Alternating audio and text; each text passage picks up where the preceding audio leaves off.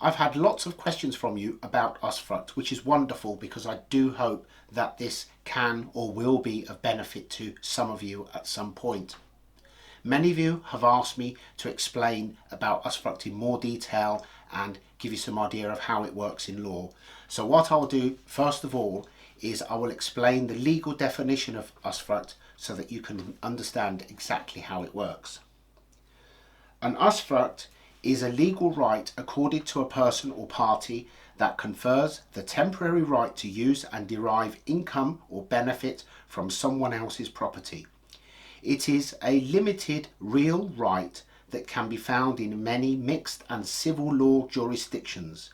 An usufructuary is the person holding the property by usufruct. An usufruct combines two property rights of usus and fructus.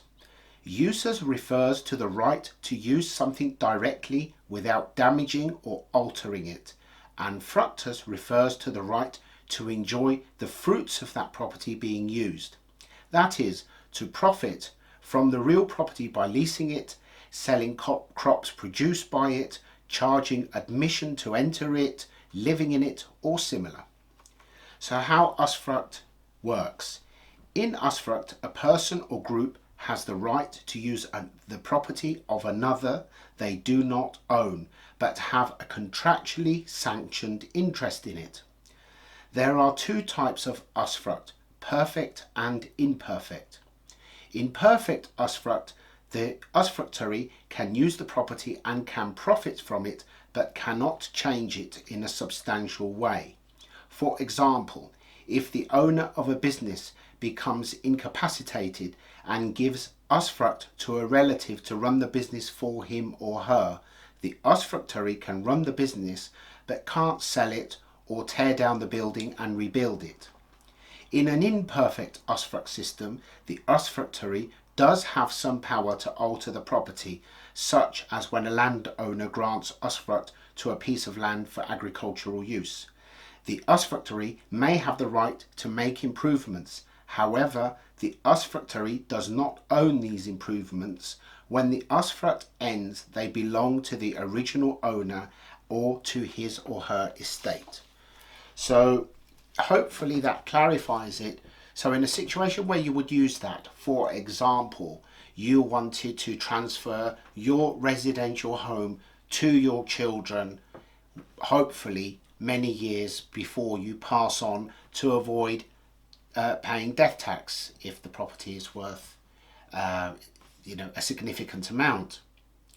But you have to firstly live for 7 years to avoid death tax completely. As you may be aware, from the point of transfer up to 7 years, the amount of death tax payable falls on a sliding scale, and after year 7 it's zero.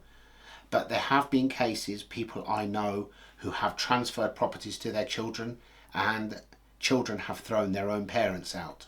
So if you are thinking of doing something like this for death tax reasons, then I would strongly urge you to consider an usufruct on the property. You need a solicitor who knows what they're doing. It has to be done properly. Everything has to be crossed. All the T's must be crossed, the I's must be dotted. You must not miss anything, because not only will you risk the usufruct being invalid, but if you do not conduct it properly, it could also be seen as a form of tax evasion, although it is a legally binding process. But should you give your property to your children and you grant yourself usufruct for as long as you live, then that house will be yours in all but name for as long as you live, and nobody can do anything to change that. So that's one way that you can actually cover yourselves and not worry in case something happens to your children or anything like that. Or in the event that it may not be of their doing, maybe you transfer the property to your children and your children go bankrupt. It's an asset, it is in their name.